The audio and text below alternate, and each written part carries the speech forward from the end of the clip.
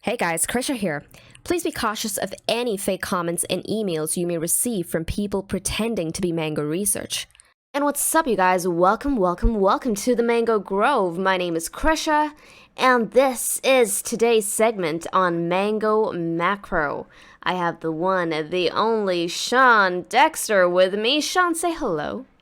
Good morning, everyone. So, Sean, are you excited for today's segment on Mango Macro?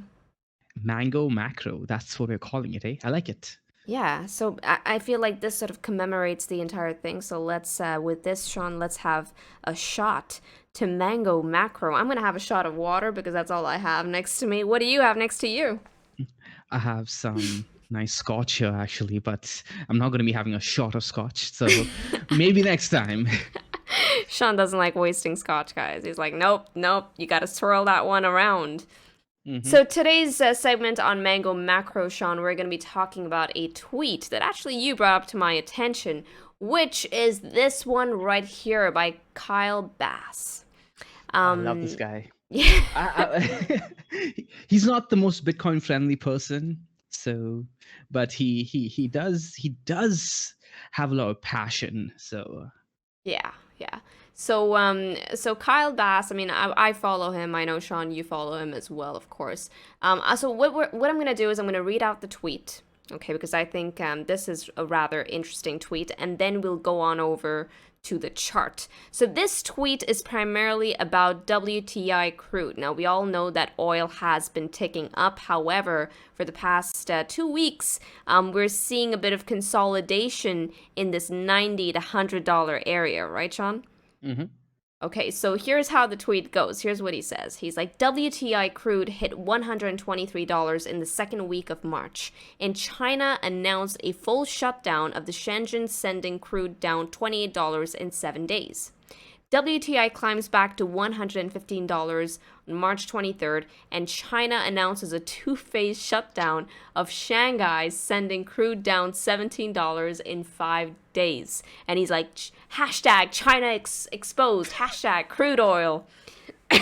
So we know about Kyle Bass's relationship with China. That's his favorite hashtag. I think every post of his has hashtag China exposed. But this is really interesting, right? Let me break down what he essentially said to the audience listening over here. He's essentially saying that, hey, WTI was sitting at $123. Suddenly, China announces a shutdown of Shanghai, right? I believe it was. Yes. And now crude goes down $28, right? Then WTI miraculously climbs back all the way up to $115. Okay. And then again, China announces another shutdown of Shanghai. So that sent oil down again another $17. And now Kyle Bass has an interesting theory on that. It's right down there, actually, the tweet underneath. He says, you can read it out to them. Okay, so one guy says agri-commodities got smoked past 2 days as well, and he replies to that. He's like, they are buying everything they can on the dips, and they create the dips. That's very interesting because we actually spoke about this. Now, but before we get ahead of ourselves here, let's go ahead and get on over to WTI crude. We'll get on over to the chart to see if, this has any merit, and to see whether or not, how did oil react upon the announcement of these shutdowns in Shenzhen as well as Shanghai, right? They both happened one after the other. So I'm going to get on over to the chart, Sean. I'm currently on USOIL. I'm on the daily time frame, and I'm looking at this consolidation. Now, we've pretty much been like, this has been a chop from I believe oil got all the way up to 130, right? And then we made a low at around, this came in on March 16th, March 15th, March 16th, the low came in at 93. Now, I have gone out and marked out the announcements of the shutdowns in Shenzhen as well as Shanghai. Okay, I'm going to bring that up on my chart. Sean, I'm sharing my screen right now. Can you see it? Mm-hmm. Okay, cool beans. And with that, let's go and get those drawings up. And boom. Alrighty. So, turns out, Sean, China shuts down Shenzhen on 13th of March, which, by the way, happened to be a Sunday. Now, these are not 24-hour markets. So oil does not trade in the 24-hour market at the very least, as far as I know. And notice what happened. So this happened on the Sunday. Markets open on the Monday. And as soon as Monday opened, we saw that massive, massive sell off. Monday opened at around $109, and then we saw the sell off in the next 2 days, wherein oil actually went all the way down to $93. Right? So Yeah. that was on the announcement of the Shenzhen shutdown. So Kyle is essentially saying that China bought that dip right over there, right? Yes, yes, and there may be some level of merit to this as well. Okay, but this is when Shenzhen was shut down, right? This is when that announcement came out. But then the Shanghai shutdown actually came in on 27th of March, which also, weirdly so, happened on a Sunday, right before market open. Yeah, that is suspect. So both Right. of these announcements were on Sundays, you're telling me, just before market opens? Yes. So they both Interesting. came in, at least from all the news articles that I've pulled up so far on the two events, they both came in on Sundays, right? Right Maybe. before market open. And as soon as the market opened, we saw those immediate sort of sell-offs. Now, Shanghai has a two-phase shutdown that was announced, and I believe the next phase takes place from April 1st to I believe April 5th. Of course, if you guys have more information on that, you guys can go ahead and mention in the comment section. Maybe they But just like working on Sundays. Let's not jump to conclusions, all right, guys? but what's really interesting about this particular tweet and how Kyle Bass is really looking at this tweet, apparently, so I was doing some digging on this, right? And turns out China, first off, China is the world's largest importer of oil. Did you know that? Largest? I thought they were second largest, but yeah, somewhere around the top two. Essentially, they are one of the major players, and if there's any sort of lockdown in any country that could make this market swing, I would Yeah. assume that it would be one of those top two Yeah, that importers makes of oil, sense. right? That's So true. That's true. China, Yeah. right? So China is one of the two. From my understanding, I believe they're the top world's largest importer of oil. And That but makes check this sense, out. right? Supply and demand, if one side is being suddenly impacted to cause prices to rise, the party that who could impact the other side, right, is likely going to want to take advantage of that to be able to safeguard their own future prospects, right? Because Yes. the supply is getting manipulated. I don't say manipulated, but impacted, right? A sudden shock because of the Ukraine Russia war. And the demand side, if you're telling me China's number one in the import side, they are the demand side, right? So they're like, oh, wait a minute. Things are getting a bit too expensive for us at the moment. So maybe. Exactly. Hmm. Yeah, and we know China's relationship with Bitcoin as well, and how some of the speculation was like, oh, China's buying this dip. China actually initiated the dip, and they're buying this dip right here. So there's a similar sort of narrative for oil as well that's going on. But check this out. There's another piece of information that I found regarding the whole China and oil thing. It's the fact that in Jan 2022, Sean, China oil imports dropped for the first time in 20 years. And it did not just drop by like 1% or something. It was not trivial. It dropped by 5.4%. Now, this was back in Jan. This was even before the Russia-Ukraine war that actually initiated the squeeze in oil, Interesting. right? So we see this drop in imports for China, and come end of Feb, there is like a full-blown sort of war against Russia and Ukraine, driving Yeah. up prices of oil. Now, China, if they want more oil, they have to pay that much more, right? And you're dealing with one of the world's largest populations. Things get extremely expensive. I was reading a Twitter thread. This was a couple of weeks ago, so these are numbers off the top of my head, guys. I do apologize if I get the numbers a tad bit wrong, but someone listed essentially how the in Saudi Arabia they were exporting around $20 billion worth of oil last year, right? Mhm. Last year, those were the numbers from last year per month, $20 billion per month. Okay, so if we just take like a lower bound average over the year, that's around $200 billion a year. Mhm. Then you did the comparison with the new oil prices, and that turned to $200 billion a month. Whoa. right? So the amount that they were exporting on an annual basis is now what they are exporting on a monthly basis. So there's a huge difference. So when the numbers are that big, guys, there are incentives to want to essentially buy the dip because um I want to go off on a tad bit of a tangent over here, Krisha, Yeah, go on. but there's a lot of talk around, especially in the macro scene of things, where people are going to say, are saying this, right? They're saying that, hey, as soon as the Russia Ukraine war is done, oil prices are going to go back down, and they're going to go back down aggressively, etc., etc. Kathy Wood is of that opinion as well, right? But I'm not so sure about that. Now, I'm not an expert on these matters whatsoever, but I do believe in trends. And Mhm. right now, the trend is price going up. And two, through a fundamental perspective, the trend is, hey, anti-oil, ESG regulations. Let's get rid of all the oil production. Let's go all electric, right? That Yeah. is putting in a very, very aggressive um, shock on the supply side, right? The countries around the world, especially in Europe, North America, are being very, very aggressive on shutting down oil production, right? And the thing is, the world still uses a lot of oil, not just for cars, but for other things as well. Like a lot of people, I don't want to get into that too deeply, but it's a sudden shock in on the supply side. And this reminds me, and while people think that things are going to be better, or prices will come down after this war or this conflict is done in Russia Ukraine, I'm not buying that.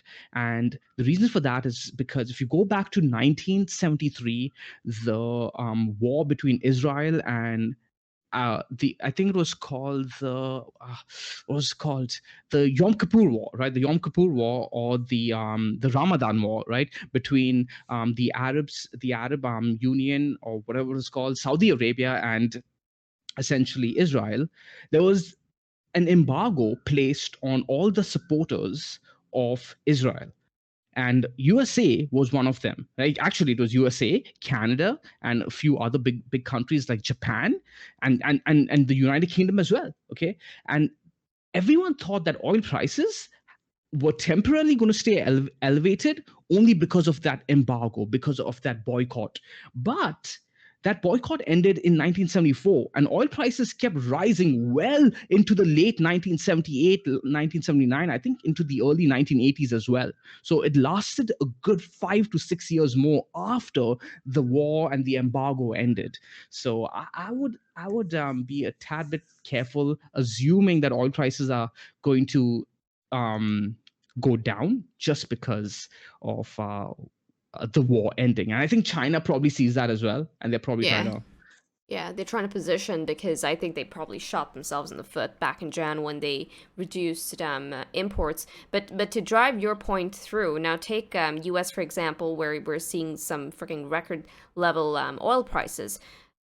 The thing about the whole Russia-Ukraine war, because of the sanctions placed on Russia, and there's a bit of, they're not a bit of tension. There's a lot of tension between U.S. and Russia. The thing is that U.S. only gets around 8% of their oil from Russia.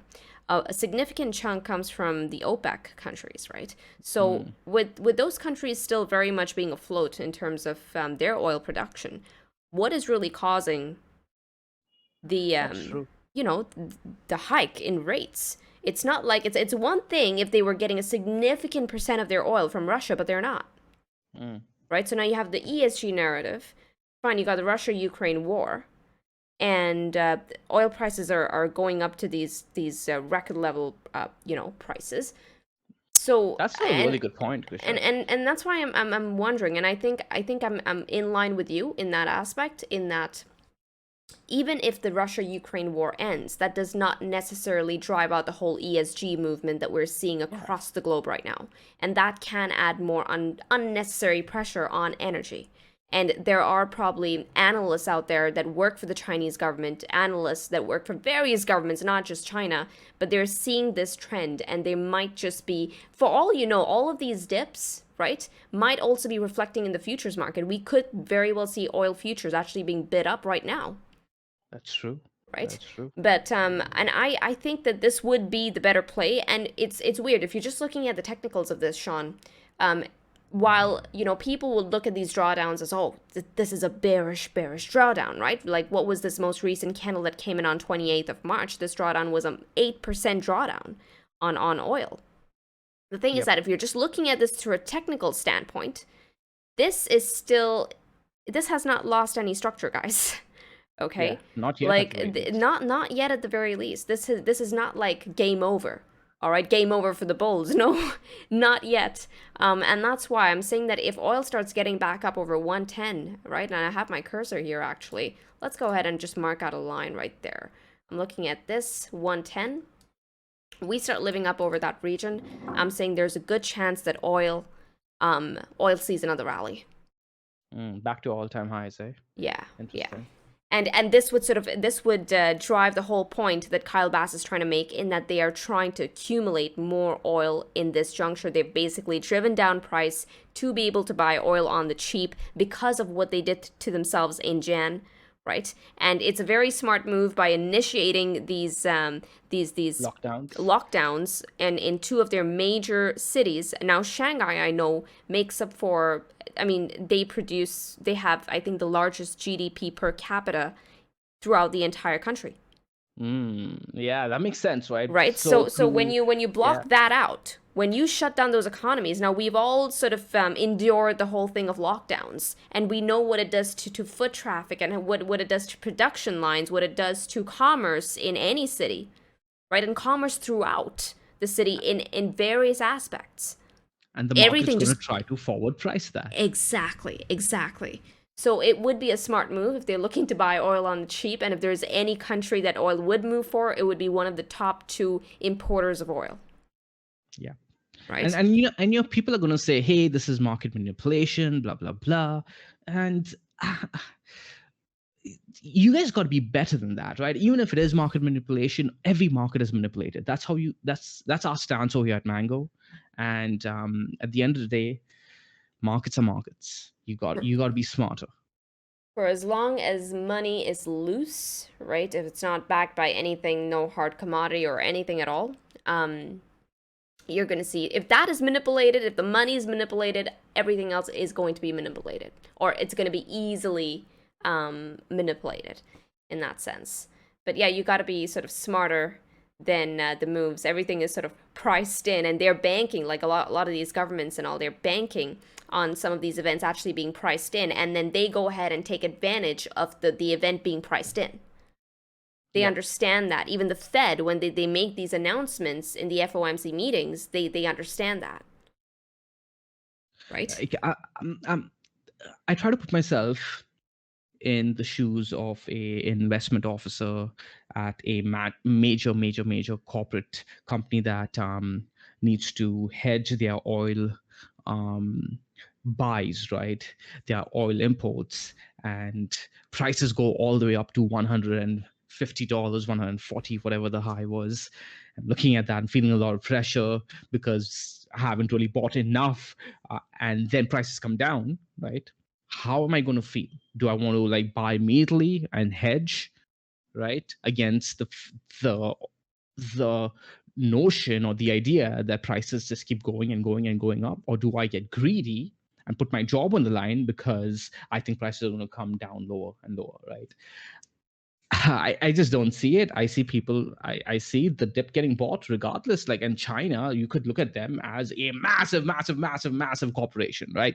That's essentially what governments are. They are looking down like 15, 20 years down the line. China's looking probably 50 to 100 years down the line. So I wouldn't be too quick to rule out Kyle Bass's theory. But at the same time, the Mango view is that the charts tell the story, and if we do take out those lows underneath over there, hey, I think we do come back down lower. But we haven't done that. We've put in a higher low at the moment. I'm looking also at the two events that have taken place, just to some notes that have taken that I've made. Looking at the two events that took place, Sean, the first shutdown that came in was on Shenzhen, right? But the second one was Shanghai. Now, if you're just looking at the chart and you're looking at the consecutive sort of dumps in oil, based on the news. Now, the Shanghai news, I believe, was much, much, much larger than Shenzhen being shut down, Mm, right? But look at it was just an 8%, just. Crypto has spoilt me. It was just an 8% dump, guys. No big deal. No, but that went down by 8%. But notice the buyback, right? We had a lot more buyers actually step in, and they stepped in pretty quickly. So price didn't even get down to that major region of support, which should have come in at around $94. But instead, we got an immediate pickup at around 98. Right. yeah, So this is not game over, by the way, for the bulls on oil. So just yeah, eyes on these events, eyes on these charts, and eyes on every Sunday moving indeed. forward. No. But yeah, Sean, any other thoughts on this This was a great chat. This was really, really interesting, and you've done some good research. So good job, Krisha. I thought this was a rather interesting one. So there's just so much going on with the oil market, and people's Indeed. eyes are on it, and people are wondering, okay, where do we go from here? I think we can Um, actually trade oil on FTX. yes, yes, yes, yes, yes, yes. So Mm, that is one of the crypto exchanges wherein you can, place a trade on oil. So yeah, for those of you who are interested, FTX is the way to go in that regard. And yeah, this is all we pretty much have for you for today's segment on Mango Macro.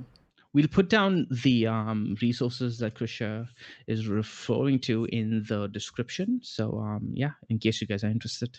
Yes, sirree. Now, I hope you guys enjoyed this video. If you did, hit the thumbs. And if you haven't already subscribed to the channel, well, go ahead, hit the subscribe as well as the bell icon. That way you are notified every time we're out. And with this, trade safely, trade stress-free, trade the mango way, trade the easy way. Ciao. Ciao, guys.